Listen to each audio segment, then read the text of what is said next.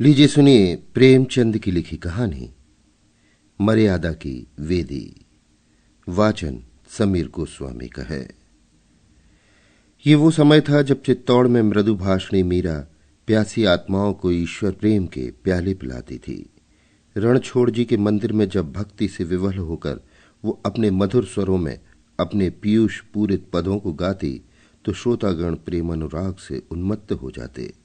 प्रतिदिन ये स्वर्गीय आनंद उठाने के लिए सारे चित्तौड़ के लोग ऐसे उत्सुक होकर दौड़ते जैसे दिन भर की प्यासी गायें दूर से किसी सरोवर को देखकर उसकी ओर दौड़ती हैं। इस प्रेम सुधा सागर से चित्तौड़ वासियों ही की तृप्ति न होती थी, बल्कि समस्त राजपुताना की मरुभूमि प्लावित हो जाती थी। एक बार ऐसा संयोग हुआ कि झालावाड़ के राव साहब और मंदार राज्य के कुमार दोनों ही लाव लश्कर के साथ चित्तौड़ आए। राव साहब के साथ राजकुमारी प्रभा भी थी, जिसके रूप और गुण की दूर दूर तक चर्चा थी। यहीं रणछोड़ जी के मंदिर में दोनों की आंखें मिली। प्रेम ने बाण चलाया। राजकुमार सारे दिन उदासीन भाव से शहर की गलियों में घूमा करता। राजकुमारी विरह से व्यथित अपने महल के झरोखों से झांका करती। दोनों व्याकुल होकर संध्या समय मंदिर में आते और यहाँ चंद्र को देखकर कुमुदनी खिल जाती। प्रेम प्रवीण मीरा ने कई बार इन दोनों प्रेमियों को सतृष्ण नेत्रों से परस्पर देखते हुए पाकर उनके मन के भावों को ताड़ लिया। एक दिन कीर्तन के पश्चात जब झालावाड़ के राव साहब चलने लगे तो उसने मंदार के राजकुमार को बुलाकर उनके सामने खड़ा कर दिया और कहा, राव साहब, मैं प्रभा के लिए वर लाई हूं, आप इसे स्वीकार कीजिए। प्रभा लज्जा से गड़ सी गई। राजकुमार के गुणशील पर राव साहब पहले ही से मोहित हो रहे थे। उन्होंने तुरंत उसे छाती से लगा लिया। इसी अवसर पर चित्तौड़ के राजा भोजराज भी मंदिर में आए। उन्होंने प्रभा का मुख चंद्र देखा। उनकी छाती पर सांप लौटने लगा।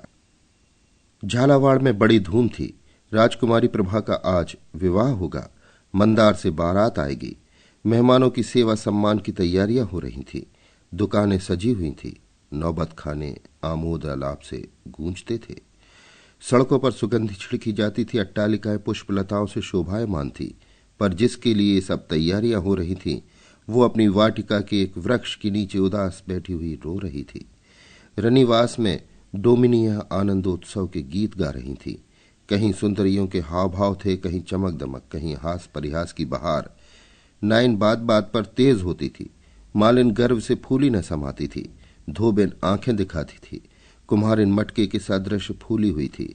मंडप के नीचे पुरोहित जी बात बात पर सुवर्ण मुद्राओं के लिए ठुनकते थे। रानी सिर के बाल खोले भूखी प्यासी चारों ओर दौड़ती थी। बड़े भाग्य से ऐसी बातें सुनने में आती हैं। सबके सब अपनी अपनी धुन में मस्त है। किसी को प्रभा की फिक्र नहीं है, जो वृक्ष के नीचे अकेली बैठी रो रही है। एक रमणी ने आकर नायन से कहा, बहुत बढ़ चढ़कर बात न कर, कुछ राजकुमारी का भी ध्यान है, चल उनके बाल गूंथ। नायन ने दांतों तले जीभ दबाई। दोनों प्रभा को ढूंढती हुई बाग में पहुंची। प्रभा ने उन्हें देखते ही आंसू पोंछ डाले। नायन मोतियों से मांग भरने लगी। रमणी ने सजल नेत्र होकर कहा, बहन, दिल इतना छोटा मत करो। मुंह मांगी मुराद पाकर इतनी उदास क्यों हो? प्रभा ने सहेली की ओर देखकर कहा, बहन, जाने क्यों दिल बैठा जाता है। सहेली ने छेड़कर कहा, पिया मिलन की बेकली है। प्रभा उदासीन भाव से बोली, कोई मेरे मन में बैठा कह रहा है कि अब उनसे मुलाकात न होगी। सहेली उसके केश संवार कर बोली, जैसे उषा काल से पहले कुछ अंधेरा हो जाता है, उसी प्रकार मिलाप के पहले प्रेमियों का मन अधीर हो जाता है। प्रभा बोली, नहीं बहन, ये बात नहीं। मुझे शकुन अच्छे नहीं दिखाई देते। आज दिन भर मेरी आंख फड़कती रही। रात को मैंने बुरे स्वप्न देखे हैं। मुझे शंका होती है कि आज अवश्य कोई न कोई विघ्न पड़ने वाला है। तुम राणा भोजराज को जानती हो ना? संध्या हो गई। आकाश पर तारों के दीपक जले। झालावाड़ में बूढ़े जवान सभी लोग बारात की अगवानी के लिए तैयार हुए। मर्दों ने पागे सवारी, शस्त्र साजे। युवतियां श्रृंगार कर गाती बजाती रविदास की ओर चली। हजारों स्त्रियां छत पर बैठी बारात की राह देख रही थी। अचानक शोर मचा कि बारात आ गई। लोग संभल बैठे। नगाड़ों पर चोटें पड़ने लगी। सलामियां दगने लगीं। जवानों ने घोड़ों को ईड़ लगाई। एक क्षण में सवारों की एक सेना राजभवन के सामने आकर खड़ी हो गई। लोगों को देखकर बड़ा आश्चर्य हुआ, क्योंकि ये मंदार की बारात नहीं थी, बल्कि राणा भोजराज की सेना थी। झालावाड़ वाले अभी विस्मित खड़े ही थे, कुछ निश्चय न कर सके थे कि क्या करना चाहिए। इतने में चित्तौड़ वालों ने राजभवन को घेर लिया। तब झालावाड़ी भी सचेत हुए, संभल कर तलवार खींच ली और आक्रमणकारियों पर टूट पड़े। राजा महल में घुस गया। रनिवास में भगदड़ मच गई। प्रभा 16 श्रृंगार की सहेलियों के साथ बैठी थी। ये हलचल देखकर घबराई। इतने में राव साहब हांफते हुए आए और बोले, बेटी प्रभा, राणा भोजराज ने हमारे महल को घेर लिया है। तुम झटपट ऊपर चली जाओ और द्वार को बंद कर लो। अगर हम क्षत्रिय हैं तो एक चित्तौड़ी भी यहां से जीता न जाएगा। राव साहब बात भी पूरी न करने पाए थे कि राणा कई वीरों के साथ आ पहुंचे और बोले, चित्तौड़ वाले तो सिर काटने के लिए आए ही हैं, पर यदि वे राजपूत हैं तो राजकुमारी लेकर ही जाएंगे। वृद्ध राव साहब की आंखों से ज्वाला निकलने लगी। वे तलवार खींचकर राणा पर झपटे। उन्होंने वार बचा लिया और प्रभा से कहा, राजकुमारी हमारे साथ चलेगी? प्रभा सिर झुकाए राणा के सामने आकर बोली, हां चलूंगी। राव साहब को कई आदमियों ने पकड़ लिया था। वे तड़प कर बोले, प्रभा तू राजपूत की कन्या है? प्रभा की आंखें सजल हो गईं। बोली, राणा भी तो राजपूतों के कुल तिलक है। राव साहब ने क्रोध में आकर कहा, निर्लज्जा! कटार के नीचे पड़ा हुआ बलिदान का पशु जैसी दीन दृष्टि से देखता है, उसी भांति प्रभा ने राव साहब की ओर देखकर कहा, जिस झालावाड़ की गोद में पली हूं, क्या उसे रक्त से रंगवा दूं? राव साहब ने क्रोध से कांप कर कहा, क्षत्रियों को रक्त इतना प्यारा नहीं होता, मर्यादा पर प्राण देना उनका धर्म है। तब प्रभा की आंखें लाल हो गईं, चेहरा तमतमाने लगा। बोली, राजपूत कन्या अपने सतीत्व की रक्षा आप कर सकती है, इसके लिए रुधिर प्रवाह की आवश्यकता नहीं। पल भर में राणा ने प्रभा को गोद में उठा लिया। बिजली की भांति झपट कर बाहर निकले। उन्होंने उसे घोड़े पर बिठा लिया। आप सवार हो गए और घोड़े को उड़ा दिया। अन्य चित्तौड़ियों ने भी घोड़े की बागें मोड़ दी। उसके 100 जवान भूमि पर तड़प रहे थे, पर किसी ने तलवार न उठाई थी। रात को 10 बजे मंदार वाले भी पहुंचे, मगर ये शोक समाचार पाते ही लौट गए। मंदार कुमार निराशा से अचेत हो गया। जैसे रात को नदी का किनारा सुनसान हो जाता है, उसी तरह सारी रात झालावाड़ में सन्नाटा छाया रहा। चित्तौड़ के रंग महल में प्रभा उदास बैठी सामने के सुंदर पौधों की पत्तियां गिन रही थी। संध्या का समय था। रंग बिरंगे के पक्षी वृक्षों पर बैठे कलरव कर रहे थे। इतने में राणा ने कमरे में प्रवेश किया। प्रभा उठकर खड़ी हो गई। राणा बोले, प्रभा मैं तुम्हारा अपराधी हूं। मैं बलपूर्वक तुम्हें माता पिता की गोद से छीन लाया, पर यदि मैं तुमसे कहूं कि ये सब तुम्हारे प्रेम से विवश होकर मैंने किया, तो तुम मन में हंसोगी और कहोगी कि ये निराले अनूठे रंग की प्रीत है। पर वास्तव में यही बात है। जब से मैंने रणछोड़ जी के मंदिर में तुमको देखा है, तब से एक क्षण भी ऐसा नहीं बीता कि मैं तुम्हारी सुधि में विकल न रहा हूं। तुम्हें अपनाने का अन्य कोई उपाय होता तो मैं कदापि इस पाश्विक ढंग से काम न लेता। मैंने राव साहब की सेवा में बार बार संदेश भेजे, पर उन्होंने हमेशा मेरी उपेक्षा की। अंत में जब तुम्हारे विवाह की अवधि आ गई और मैंने देखा कि एक ही दिन में तुम दूसरे की प्रेम पात्री हो जाओगी और तुम्हारा ध्यान करना भी मेरी आत्मा को दूषित करेगा, तो लाचार होकर मुझे ये अनीति करनी पड़ी। मैं मानता हूं कि ये सर्वथा मेरी स्वार्थंधता है। मैंने अपने प्रेम के सामने तुम्हारे मनोगत भावों को कुछ न समझा, पर प्रेम स्वयं एक बढ़ी हुई स्वार्थपरता है। जब मनुष्य को अपने प्रियतम की सिवा और कुछ नहीं सूझता। मुझे पूरा विश्वास था कि मैं अपने विनीत भाव और प्रेम से तुमको अपना लूंगा। प्रभा, प्यास से मरता हुआ मनुष्य यदि किसी गड्ढे में मुंह डाल दे तो वो दंड का भागी नहीं है। मैं प्रेम का प्यासा हूं। मीरा मेरी सहधर्मिणी है। उसका हृदय प्रेम का अगाध सागर है। उसका एक चुल्लू भी मुझे उन्मत्त करने के लिए काफी था, पर जिस हृदय में ईश्वर का वास हो, वहां मेरे लिए स्थान कहां। तुम शायद कहोगी कि यदि तुम्हारे सिर पर प्रेम का भूत सवार था तो क्या सारे राजपुताने में स्त्रियां न थीं? निस्संदेह राजपुताने में बातचीत किसी के अनादर का कारण हो सकती है, पर इसका जवाब तुम आप ही हो। इसका दोष तुम्हारे ही ऊपर है। राजस्थान में एक ही चित्तौड़ है, एक ही राणा और एक ही प्रभा। संभव है मेरे भाग में प्रेमानंद भोगना न लिखा हो। ये मैं अपने कर्मलेख को मिटाने का थोड़ा सा प्रयत्न कर रहा हूं, परंतु भाग्य के अधीन बैठे रहना पुरुषों का काम नहीं है। मुझे इसमें सफलता होगी या नहीं, इसका फैसला तुम्हारे हाथ है। प्रभा की आंखें जमीन की तरफ थीं। मन फुदकने वाली चिड़िया की भांति इधर उधर उड़ता फिरता था। वो झालावाड़ को मारकाट से बचाने के लिए राणा के साथ आई थी, मगर राणा के प्रति उसके हृदय में क्रोध की तरंगें उठ रही थी। उसने सोचा था कि वे यहां आएंगे तो उन्हें राजपूत कुल कलंक, अन्यायी, दुराचारी, दुरात्मा, कायर कहकर उनका गर्व चूर चूर कर दूंगी। उसको विश्वास था कि अपमान उनसे न सहा जाएगा और वे मुझे बलात् अपने काबू में लाना चाहेंगे। इस अंतिम समय के लिए उसने अपने हृदय को खूब मजबूत और अपनी कटार को खूब तेज कर रखा था। उसने निश्चय कर लिया था कि इसका एक वार उन पर होगा, दूसरा अपने कलेजे पर, और इस प्रकार ये पाप कांड समाप्त हो जाएगा। लेकिन राणा की नम्रता, उनकी करुणात्मक विवेचना और उनके विनीत भाव ने प्रभा को शांत कर दिया। आग पानी से बुझ जाती है। राणा कुछ देर वहां बैठे रहे, फिर उठकर चले गए। प्रभा को चित्तौड़ में रहते 2 महीने गुजर चुके हैं। राणा उसके पास फिर न आए। इस बीच में उनके विचारों में कुछ अंतर हो गया है। झालावाड़ पर आक्रमण होने के पहले मीराबाई को इसकी बिल्कुल खबर न थी। राणा ने इस प्रस्ताव को गुप्त रखा था, किंतु अब मीराबाई प्रायः उन्हें इस दुराग्रह पर लज्जित किया करती है, और धीरे धीरे राणा को भी विश्वास होने लगा है कि प्रभा इस तरह काबू में नहीं आ सकती। उन्होंने उसके सुख विलास की सामग्री एकत्र करने में कोई कसर नहीं रख छोड़ी थी, लेकिन प्रभा उनकी तरफ आंख उठाकर भी नहीं देखती। राणा प्रभा की लौंडियों से नित्य का समाचार पूछा करते हैं और उन्हें रोज वही निराशापूर्ण वृतांत सुनाई देता है। मुरझाई हुई कली किसी भांति नहीं खिलती। अतः उनको कभी कभी अपने इस दुस्साहस पर पश्चाताप होता है। वे पछताते हैं कि मैंने व्यर्थ ही ये अन्याय किया। लेकिन फिर प्रभा का अनुपम सौंदर्य नेत्रों के सामने आ जाता है। वो अपने मन को इस विचार से समझा लेते हैं कि एक सगर्वा सुंदरी का प्रेम इतनी जल्दी परिवर्तन नहीं हो सकता। निस्संदेह मेरा मृदु व्यवहार कभी न कभी अपना प्रभाव खिलाएगा। प्रभा सारे दिन अकेले बैठी बैठी उकताती और झुंझलाती थी।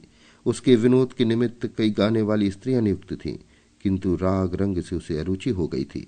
वो प्रतिक्षण चिंताओं में डूबी रहती थी। राणा के नम्र भाषण का प्रभाव अब मिट चुका था और उनकी अमानुषिक वृत्ति अब फिर अपने यथार्थ रूप में दिखाई देने लगी थी। वाक चतुरता शांतिकारक नहीं होती, वो केवल निरुत्तर कर देती है। प्रभा को अब अपने आवाक हो जाने पर आश्चर्य होता है। उसे राणा की बातों के उत्तर भी सूझने लगे हैं। वो कभी कभी उनसे लड़कर अपनी किस्मत का फैसला करने के लिए विकल हो जाती है, मगर अब वाद विवाद किस काम का। वो सोचती है कि मैं राव साहब की कन्या हूं, पर संसार की दृष्टि में राणा की रानी हो चुकी। अब यदि मैं इस कैद से छूट भी जाऊं तो मेरे लिए कहां ठिकाना है। मैं कैसे मुंह दिखाऊंगी। इससे केवल मेरे वंश का ही नहीं, वरन समस्त राजपूत जाति का नाम डूब जाएगा। मंदार कुमार मेरे सच्चे प्रेमी हैं, मगर क्यों वे मुझे अंगीकार करेंगे। और यदि वे निंदा की परवाह न करके मुझे ग्रहण भी कर लें तो उनका मस्तक सदा के लिए नीचा हो जाएगा और कभी न कभी उनका मन मेरी तरफ से गिर जाएगा। वे मुझे अपने कुल का कलंक समझने लगेंगे। यहां से किसी तरह भाग जाऊं, लेकिन भाग कर जाऊं कहां? बाप के घर? वहां अब मेरी पैठ नहीं, मंदार कुमार के पास। इसमें उनका अपमान है और मेरा भी। तो क्या भिखारणी बन जाऊं? इसमें भी जगहसाई होगी और न जाने प्रबल भावी किस मार्ग पर ले जाए। एक अबला स्त्री के लिए सुंदरता प्राणघातक यंत्र से कम नहीं। ईश्वर वो दिन न आए जब मैं क्षत्रिय जाति का कलंक बनूं। क्षत्रिय जाति ने मर्यादा के लिए पानी की तरह रक्त बहाया है। उनकी हजारों देवियां पर पुरुष का मुंह देखने के भय से सूखी लकड़ी के समान जल मरी हैं। ईश्वर, वो घड़ी न आए कि मेरे कारण किसी राजपूत का सर लज्जा से नीचा हो। नहीं, मैं इसी कैद में मर जाऊंगी। राणा के अन्याय सहूंगी, जलूंगी, मरूंगी, पर इसी घर में। विवाह जिससे होना था हो चुका। हृदय में उसकी उपासना करूंगी, पर कंठ के बाहर उसका नाम न निकालूंगी। एक दिन झुंझलाकर उसने राणा को बुला भेजा।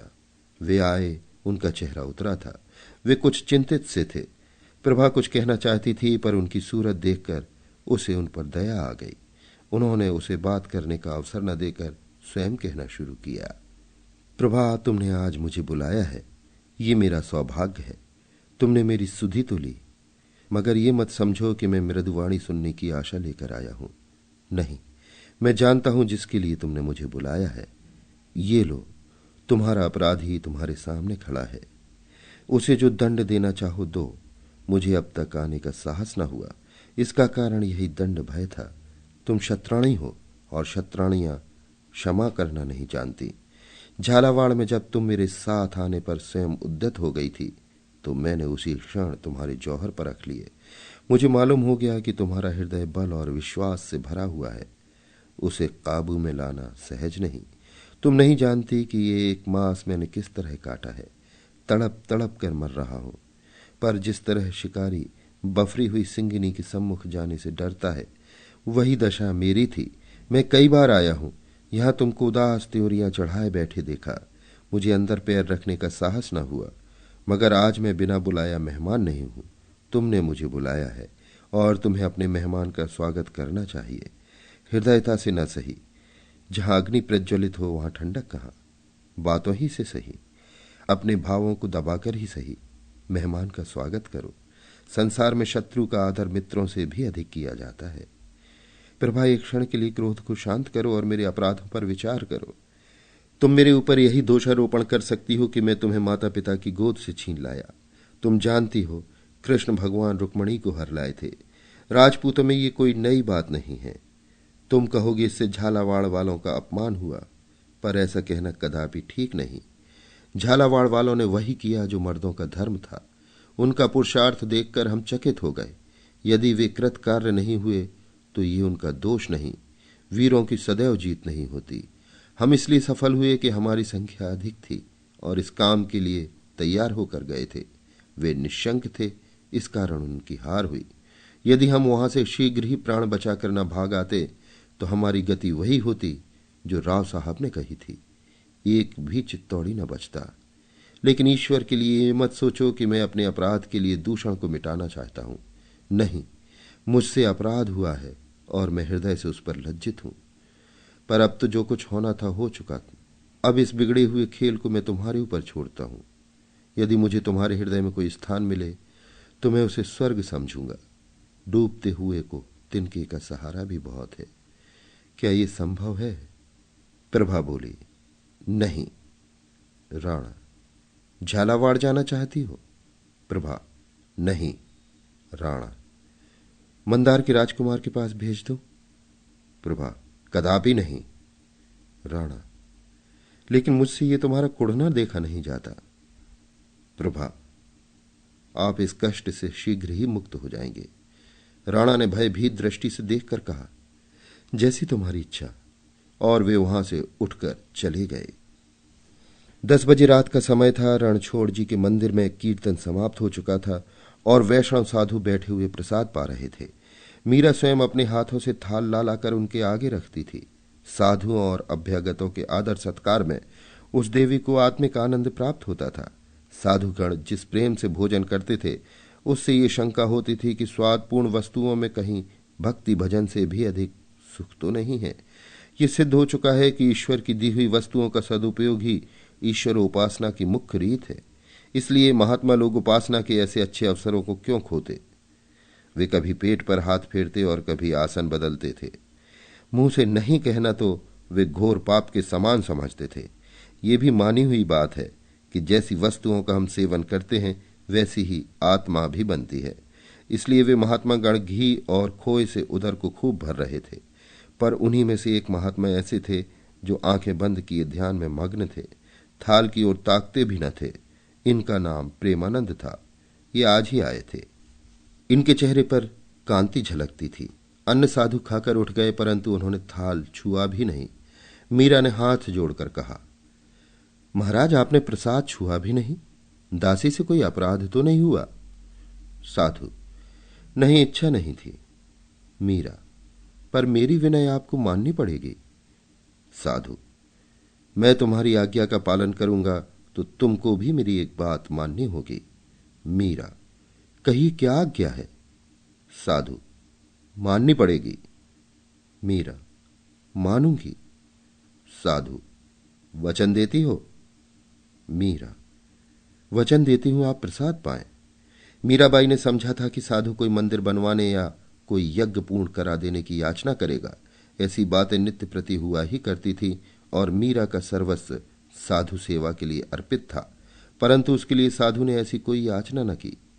वो मीरा के कानों के पास मुंह ले जाकर बोला, आज 2 घंटे के बाद राजभवन का चोर दरवाजा खोल देना। मीरा विस्मित होकर बोली, आप कौन हैं? साधु, मंदार का राजकुमार। मीरा ने राजकुमार को सिर से पांव तक देखा। नेत्रों में आदर की जगह घृणा थी। कहा, राजपूत यूं छल नहीं करते। राजकुमार, ये नियम उस अवस्था के लिए जब दोनों पक्ष समान शक्ति रखते हों। मीरा, ऐसा नहीं हो सकता। राजकुमार, आपने वचन दिया है, उसका पालन करना होगा। मीरा, महाराज की आज्ञा के सामने मेरे वचन का कोई महत्व नहीं। राजकुमार, मैं ये कुछ नहीं जानता। यदि आपको अपने वचन की कुछ भी मर्यादा रखनी है तो उसे पूरा कीजिए। मीरा सोचकर, महल में जाकर क्या करोगे? राजकुमार, नई रानी से 2-2 बातें। मीरा चिंता में विलीन हो गई। एक तरफ राणा की कड़ी आज्ञा थी और दूसरी तरफ अपना वचन और उसका पालन करने का परिणाम। कितनी ही पौराणिक घटनाएं उसके सामने आ रही थी। दशरथ ने वचन पालने के लिए अपने प्रिय पुत्र को वनवास दे दिया।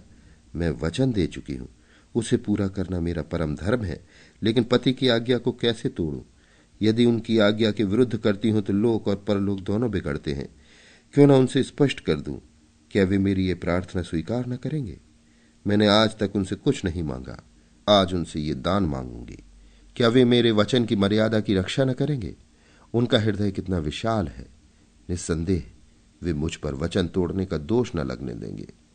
इस तरह मन में निश्चय करके वो बोली, कब खोल दूं? राजकुमार ने उछलकर कहा, आधी रात को। मीरा, मैं स्वयं तुम्हारे साथ चलूंगी। राजकुमार, क्यों? मीरा, तुमने मेरे साथ छल किया है, मुझे तुम्हारा विश्वास नहीं है। राजकुमार ने लज्जित होकर कहा, अच्छा तो आप वहीं पर खड़ी रहिएगा। मीरा, यदि फिर कोई दगा किया तो जान से हाथ धोना पड़ेगा।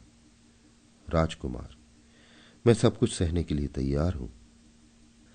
मीरा यहां से राणा की सेवा में पहुंची। वे उसका बहुत आदर करते थे। वे खड़े हो गए। इस समय मीरा का आना एक असाधारण बात थी। उन्होंने पूछा, भाई जी क्या आज्ञा है? मीरा, आपसे भिक्षा मांगने आई हूं, निराश न कीजिएगा। मैंने आज तक आपसे कोई विनती नहीं की, पर आज एक ब्रह्म फांस में फंस गई हूं। इसमें से मुझे आप ही निकाल सकते हैं। मंदार के राजकुमार को तो आप जानते हैं? राजा, हां, अच्छी तरह। मीरा, आज उसने मुझे बड़ा धोखा दिया। एक वैष्णव महात्मा का रूप धारण कर रणछोड़ जी के मंदिर में आया और उसने छल करके मुझे वचन देने पर बाध्य किया। मेरा साहस नहीं होता कि उसकी कपट विनय आपसे कहूं। राणा, प्रभा से मिला देने को तो नहीं कहा? मीरा, जी हां, उसका अभिप्राय वही है, लेकिन सवाल यह है कि मैं आधी रात को गुप्त द्वार खोल दूं। मैंने उसे बहुत समझाया, बहुत धमकाया, पर वो किसी भांति न माना। निदान विवश होकर जब मैंने कह दिया तब उसने प्रसाद पाया। अब मेरे वचन की लाज आपके हाथ है। आप चाहे उसे पूरा करके मेरा मान रखें, चाहे उसे तोड़कर मेरा मान तोड़ दें। आप मेरे ऊपर जो कृपा दृष्टि रखते हैं उसी के भरोसे मैंने वचन दिया। अब मुझे इस फंदे से उबारना आपका काम है।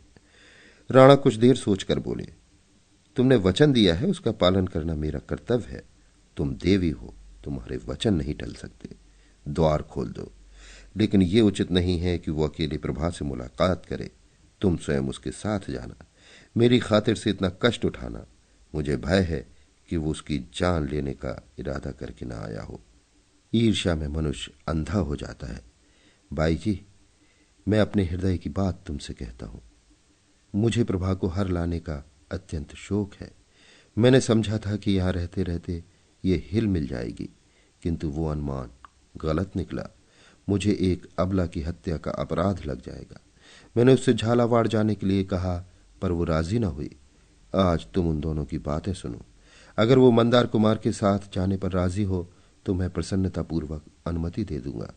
मुझसे कुड़ना नहीं देखा जाता।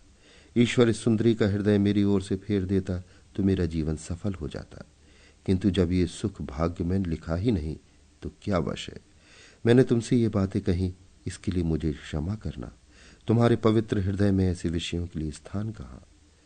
वीरा ने आकाश की ओर संकोच से देखकर कहा, तो मुझे आज्ञा है, मैं चोर द्वार खोल दूं। राणा, तुम इस घर की स्वामिनी हो, मुझसे पूछने की जरूरत नहीं। मीरा राणा को प्रणाम कर चली गई। आधी रात बीत चुकी थी। प्रभा चुपचाप बैठी दीपक की ओर देख रही थी और सोचती थी, इसके खुलने से प्रकाश होता है। ये बत्ती अगर जलती है तो दूसरों को लाभ पहुंचाती है। मेरे जलने से किसी को क्या लाभ। मैं क्यों घुलूं? मेरे जीने की क्या जरूरत है। उसने फिर खिड़की से सिर निकालकर आकाश की तरफ देखा। काले पट पर उज्ज्वल तारे जगमगा रहे थे। प्रभा ने सोचा, मेरे अंधकारमय भाग्य में ये दीप्तिमान तारे कहाँ हैं? मेरे लिए जीवन के सुख कहाँ हैं? क्या रोने के लिए जीव? ऐसे जाने से क्या लाभ? ऐसे ऐसे जीने में उपहास भी तो है। मेरे मन का हाल कौन जानता है। संसार मेरी निंदा करता होगा। झालावाड़ की स्त्रियां मेरी मृत्यु के शुभ समाचार सुनने की प्रतीक्षा कर रही होंगी। मेरी प्रिय माता लज्जा से आंखें ना उठा सकती होगी। लेकिन जिस समय मेरे मरने की खबर मिलेगी, गर्व से उनका मस्तक ऊंचा हो जाएगा। ये बेहयाई का जीना है। ऐसे जीने से मरना कहीं उत्तम है। प्रभा ने तकिए के नीचे से एक चमकती हुई कटार निकाली। उसके हाथ कांप रहे थे। उसने कटार की तरफ आंखें जमाई, हृदय को उसके अभिवादन के लिए मजबूत किया। हाथ उठाया किंतु हाथ न उठा। आत्मा दृढ़ न थी। आंखें झपक गई। सिर में चक्कर आ गया। कटार हाथ से छूटकर जमीन पर गिर पड़ी। प्रभा क्रुद्ध होकर सोचने लगी, क्या मैं वास्तव में निर्लज्ज हूं? मैं राजपुतानी होकर मरने से डरती हूं? मान मर्यादा खोकर बेहया लोग ही जिया करते हैं। वो कौन सी आकांक्षा है जिसने मेरी आत्मा को इतना निर्बल बना रखा है? क्या राणा की मीठी मीठी बातें? राणा मेरे शत्रु हैं। उन्होंने मुझे पशु समझ रखा है, जिसे फंसाने के पश्चात हम पिंजरे में बंद करके हिलाते हैं। उन्होंने मेरे मन को अपनी वाक्य मधुरता का क्रीड़ा स्थल समझ लिया है। वे इस तरह घुमा घुमा कर बातें करते हैं और मेरी तरफ से युक्तियां निकालकर उनका ऐसा उत्तर देते हैं कि जबान ही बंद हो जाती है। हाय, निर्दयी ने मेरा जीवन नष्ट कर दिया और मुझे यों खिलाता है। क्या इसलिए जीऊं कि उसके कपट भावों का खिलौना बनूं? फिर वो कौन सी अभिलाषा है? क्या राजकुमार का प्रेम? उनकी तो अब कल्पना ही मेरे लिए घोर पाप है। मैं अब उस देवता के योग्य नहीं हूं। प्रियतम, बहुत दिन हुए मैंने तुमको हृदय से निकाल दिया। तुम भी मुझे दिल से निकाल डालो। मृत्यु के सिवाय अब कहीं मेरा ठिकाना नहीं है। शंकर, मेरी निर्बल आत्मा को शक्ति प्रदान करो। मुझे कर्तव्य पालन का बल दो। प्रभा ने फिर कटार निकाली। इच्छा दृढ़ थी, हाथ उठा और निकट था कि कटार उसके शोकातुर हृदय में चुभ जाए कि इतने में किसी के पांव की आहट सुनाई दी। उसने चौंक कर सहमी हुई दृष्टि से देखा। मंदार कुमार धीरे धीरे पैर दबाता हुआ कमरे में दाखिल हुआ। प्रभा उसे देखते ही चौंक पड़ी। उसने कटार को छिपा लिया। राजकुमार को देखकर उसे आनंद की जगह रोमांचकारी भय उत्पन्न हुआ। यदि किसी को जरा भी संदेह हो गया तो इनके प्राण बचना कठिन है। इनको तुरंत यहां से निकल जाना चाहिए। यदि इन्हें बातें करने का अवसर दूं तो विलंब होगा और फिर ये अवश्य ही फंस जाएंगे। राणा इन्हें कदापि न छोड़ेंगे। ये विचार वायु और बिजली की व्यग्रता के साथ उसके मस्तिष्क में दौड़े।